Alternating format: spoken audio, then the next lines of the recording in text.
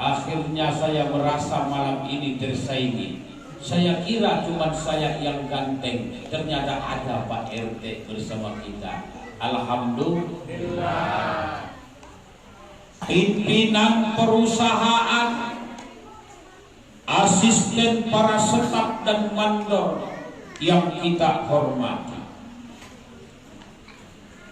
dan yang sama-sama kita muliakan, pengurus masjid,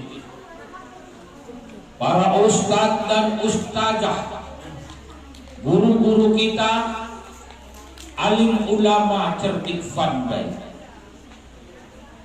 dan seluruh para jemaah, bapak-bapak, ibu-ibu, hadirin wal hadirat yang berbahagia.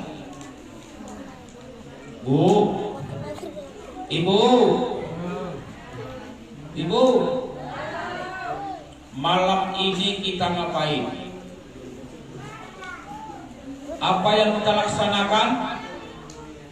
Malam minggu. Iya, tahu malam minggu.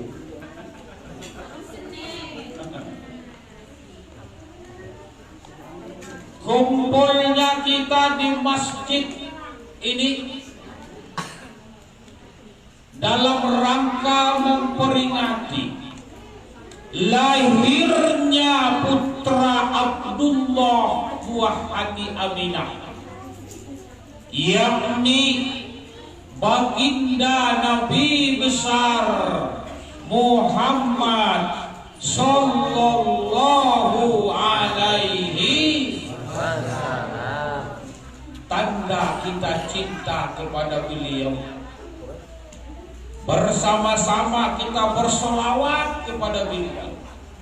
Mudah-mudahan nantinya kita diberikan syafaat. Amin. Ya Rabbal Alamin. Sallallahu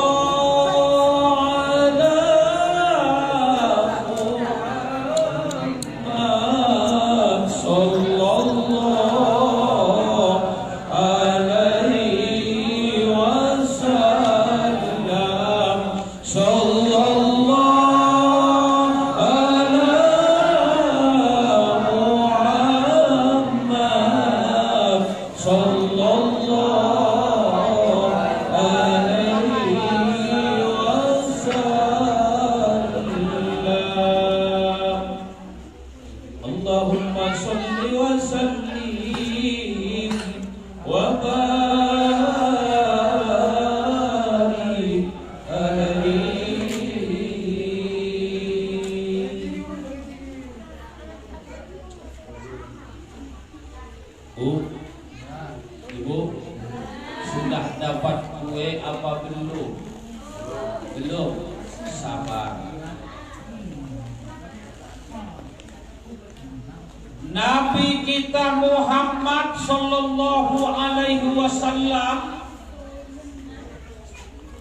2 bulan di dalam kandungan ibunya, ayahnya meninggal dunia.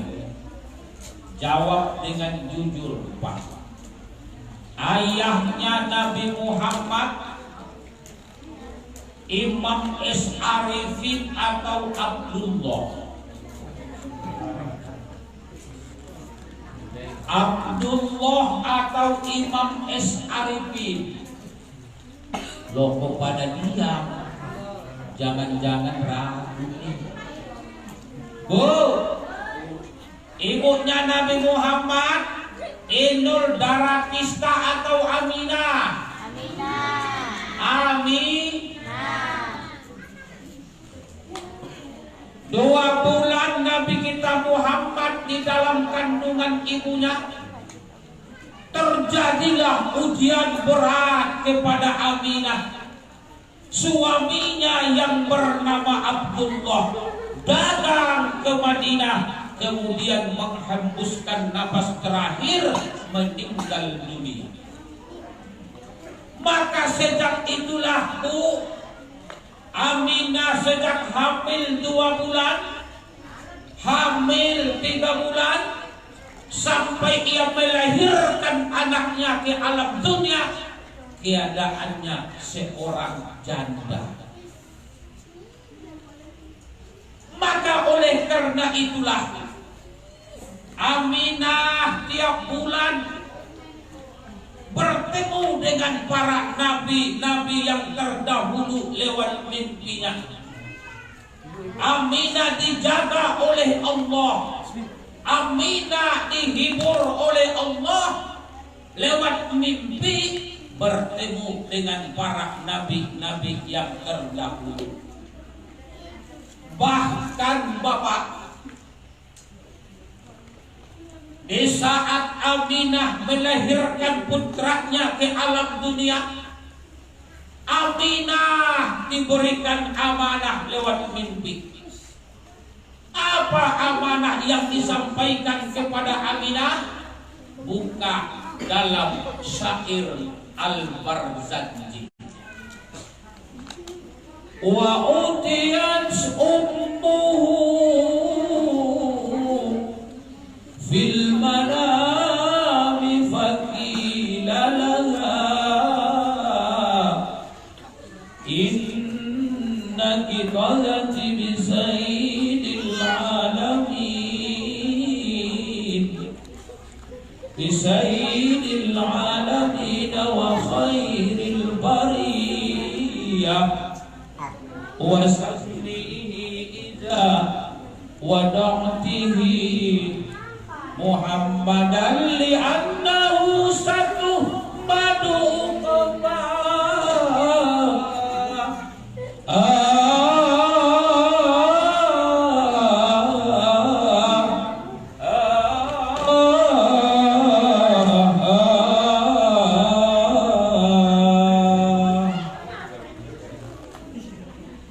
titipan Allah kepada Aminah.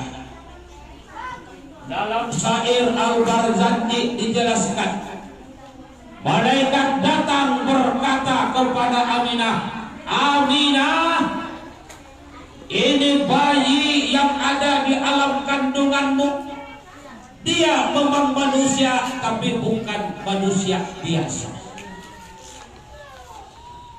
Dia memang manusia bayi tapi bukan bayi biasa. Kalaulah nanti anak ini lahir ke alam dunia, dia akan menjadi penghulu sekalian alam.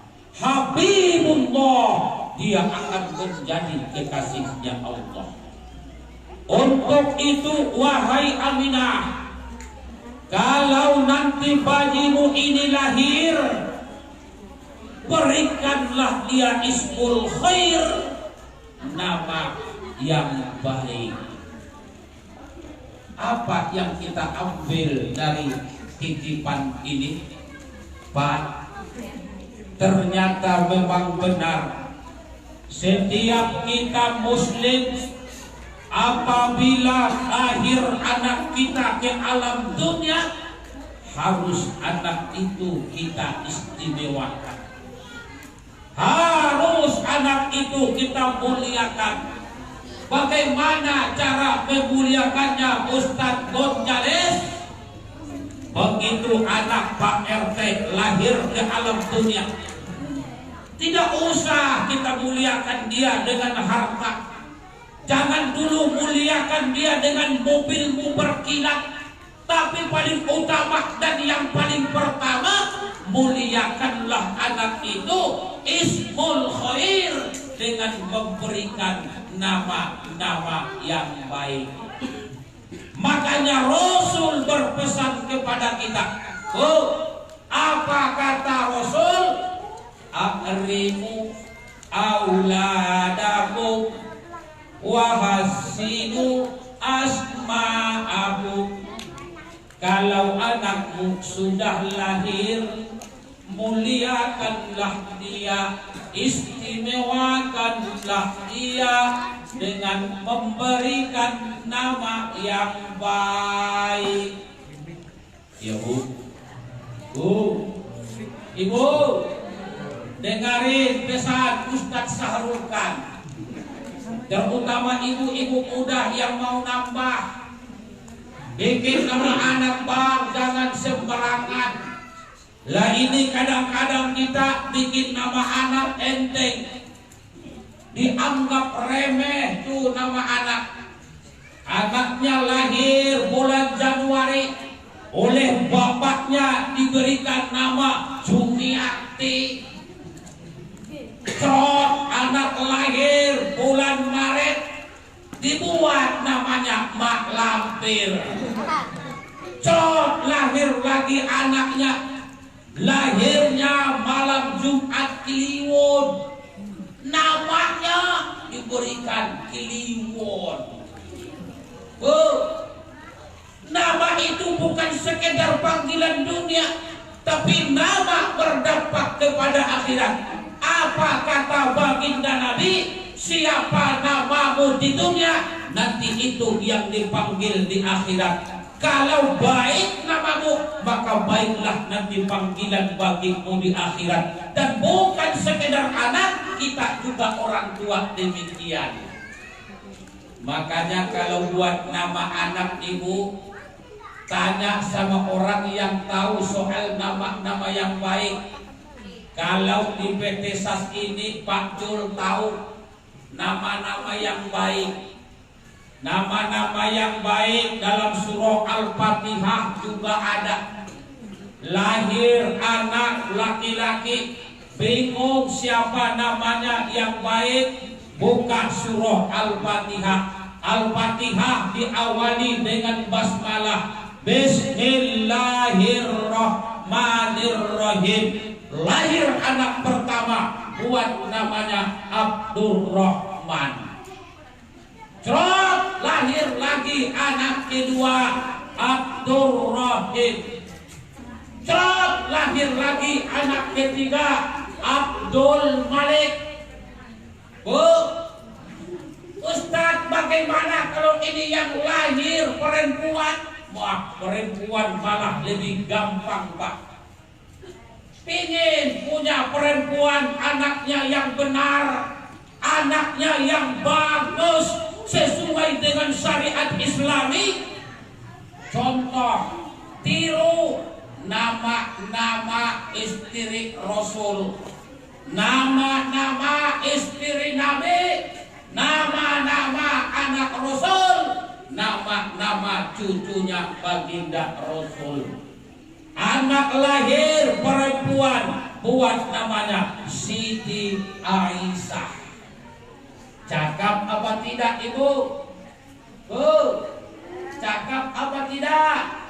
Lah ini bikin nama anak sudah pesta besar-besaran, keyboard sudah ditayangkan, kambing sudah dipotong, begitu ditengok nama Sarweti,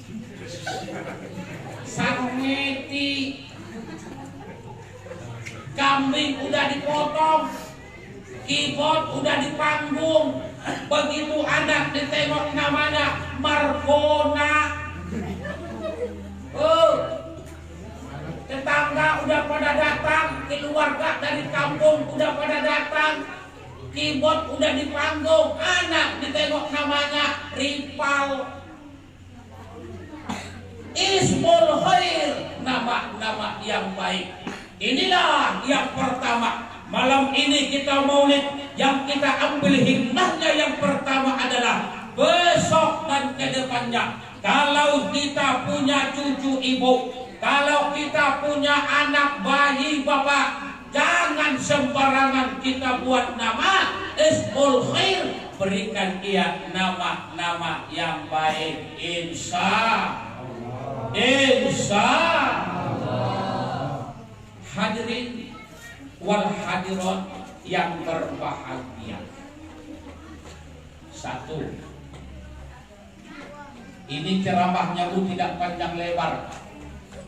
Saya kalau ceramah batasnya sampai selesai.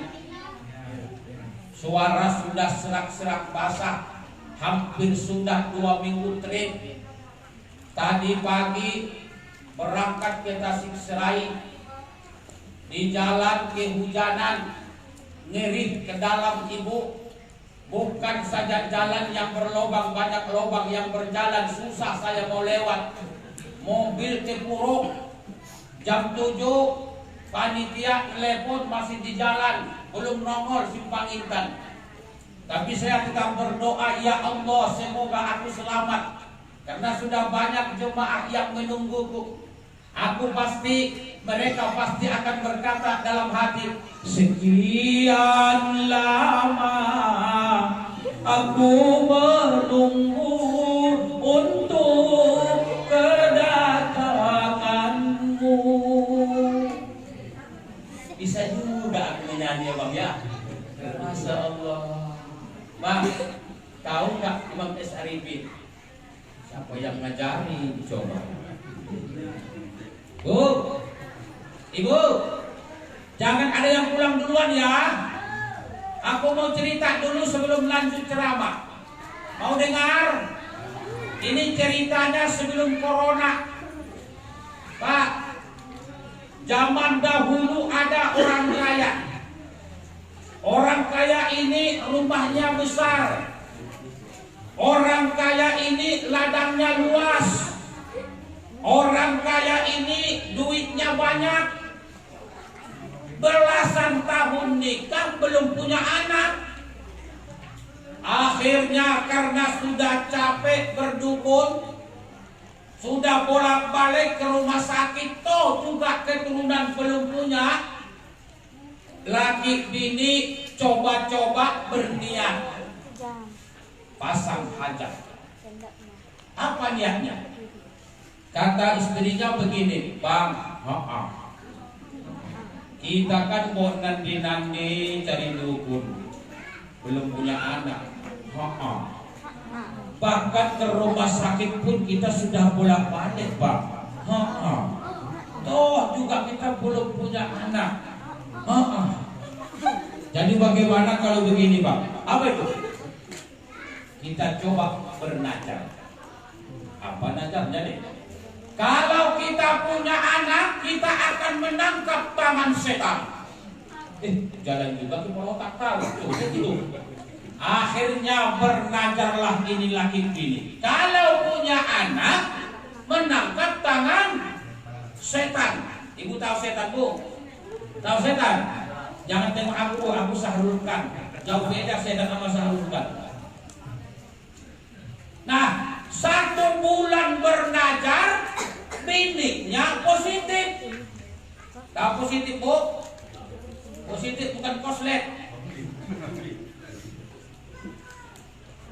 1 bulan, 2 bulan, 3 bulan, sampai 9 bulan 10 hari melahirkanlah istrinya. Sudah lahir anaknya, Nih laki bini bingung. Iya bang, dulu kan 9 bulan yang lalu kita belajar, kalau punya anak kita menangkap tangan setan. Masalahnya begini, bagaimana kita caranya menangkap tangan setan? Setan aja nggak kelihatan. Akhirnya karena sudah bingung, berangkat ke rumah seorang kiai. Assalamualaikum Pak Kiai. Waalaikumsalam. Begini Pak Kiai, ya 9 bulan yang lalu kami belajar, kalau kami punya anak kami akan menangkap tangan setan. Alhamdulillah terkabul Pak Kiai. Terus kami bingung bagaimana caranya menangkap tangan setan. Kiainya senyum. Lalu kemudian apa kata Pak Kiainya? Tenang bro, soal nangkap tangan setan itu kecil, gampang, kamu pasti bisa. Bagaimana caranya Pak Kiai? Caranya gampang. Kalau ada peringatan Maulid Nabi, doa belum ditutup, ada yang pulang duluan, itu orang yang digiring setan. Tangkap. Makanya dari tadi aku nengok-nengok di bagian bapak, bagian ibu, jangan ada yang pulang duluan. Ya Bu ya, ya Bu ya. Kalau mau pulang sama-sama, panggil lagi ya Bu ya. Ustaz, ayo.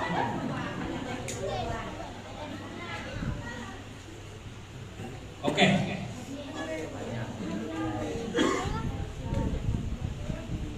Selanjutnya kemudian detik-detik lahirnya Nabi Muhammad ke alam dunia,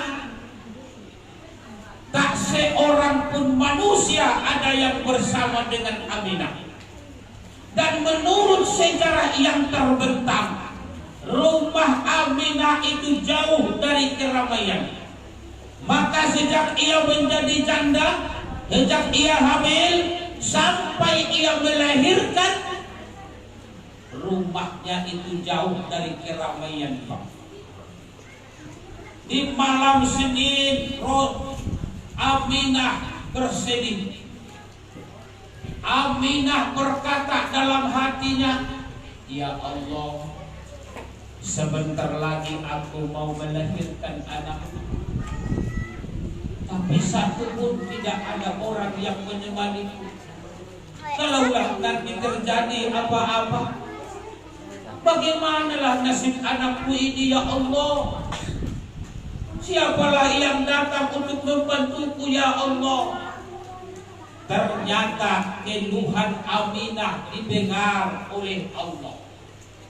Maka di saat itulah Allah mengutus 2 orang wanita yang datang dari Ruhul Qudusiyah, bertindak sebagai bidan, bertindak sebagai dokter, membantu Aminah melahirkan putranya ke alam dunia. Siapa wanita yang diutus oleh Allah? Yang pertama itulah dia yang bernama Asiyah. Yang kedua itulah dia yang bernama Siti Maryam. Ibu, Asiyah tahu apa tidak? Siapa? Asiyah bukan penyanyi dangdut. Asiyah bukan penari ronggeng.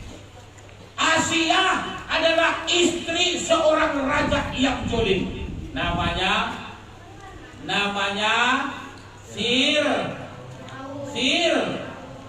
Fir'aun. Itu Fir'aun sedih Pak, si malakama. Kenapa tidak? Punya bini cantik, senyumnya indah mempesona, bergelora asmara, kata abang saya yang gondrong di sana. Tapi sayang, setiap Fir'aun ingin menyentuh istrinya, Asiyah itu menghilang. Setiap dia ingin menyentuh istrinya, hilang. Kenapa hilang Ustaz? Asiyah wanita soleha, Karena Asia ini wanita soleha, Allah tidak rela disentuh oleh laki-laki yang sombong, tidak rela disentuh oleh raja yang zalim. Makanya sepanjang Fir'aun beristrikan Asia, jangankan dipegang, jangankan disentuh, tidur pun tak bisa bersama, selalu dilindungi oleh Allah. Makanya bang, hati-hati bang. Abang seorang suami, jadi suami yang soleh, amin ya robbal alamin. Udah ada nggak yang kehilangan bini di sini bang? Ada yang kehilangan bini? Belum ada ya. Berarti itu tandanya kalau abang-abang yang di sini soleh semua, amin. Jangan coba nggak soleh bang, sekali nggak soleh jadi salah. Kalau udah salah nanti bininya hilang. Lalu siapa Siti Maryam itu? Siti Maryam ibunya Nabi Isa, wanita yang pernah terusir dari kampung halamannya adalah Siti Maryam. Siti Maryam ini dikenal kesolehannya sejak ia lahir sampai anak-anak, sampai remaja, dewasa. Jangankan dipegang oleh laki-laki, dilihat pun tidak pernah. Maryam wanita yang soleha. Ketika Maryam satu kali keluar dari rumah, dilihat oleh para tetangga, perutnya sudah hamil, bawa deramben di depan. Bu, tahu deramben? Akhirnya Maryam pun dituduh wanita berbuat salah. Kata masyarakat sekampungnya, inilah Maryam yang selama ini kita akui kebaikannya. Inilah Maryam yang selama ini kita puji kesolehannya. Ternyata dia sudah hamil, dia belum pernah menikah. Berarti Maryam sudah berbuat jahat di kampung kita. Akhirnya Maryam pun diusir dari kampung halamannya. Maryam diusir dari kampung halamannya ibu, sepatah kata pun tidak ada berkata. Maryam rela diusir dari kampung halamannya. Di tengah-tengah perjalanan, Maryam dikejar oleh saudaranya. Saudaranya berkata, "Ya Maryam, jawab dengan jujur, siapa yang buat kamu hamil?" Maryam bukan langsung menjawab pertanyaan saudaranya. Maryam malah bertanya kepada saudaranya itu, "Oh wahai saudaraku, sebelum aku menjawab pertanyaanmu, aku juga ingin bertanya kepadamu." Kata saudaranya, "Silahkan Maryam." Maryam kemudian bertanya kepada saudaranya, "Saudaraku, iya Maryam, mungkinkah rumput tumbuh tanpa ditanam oleh manusia? Mungkinkah sawit itu tumbuh tanpa ditanam oleh manusia?" Saudaranya menjawab, "Mungkin Maryam. Sebagaimana rumput yang pertama di dunia, manusia belum ada, rumput sudah ada. Manusia belum ada, sawit sudah ada. Itu yang menumbuhkan bukan manusia, tapi Allah yang Maha Kuasa. Kalau begitu wahai saudaraku, tidak usah kamu menuduh saya hamil dengan zina. Saya hamil bukan karena laki-laki.